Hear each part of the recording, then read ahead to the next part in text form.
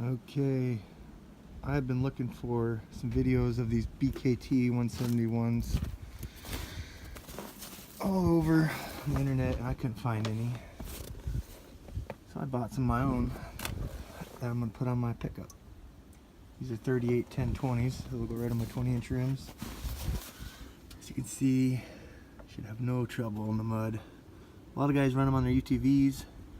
You can find those videos, but I can't find anybody on YouTube run them on their pickup for sure this size. I know the mud boggers down south do, but I think they're a lot bigger usually, 40 inches or something. But these are going to be awesome.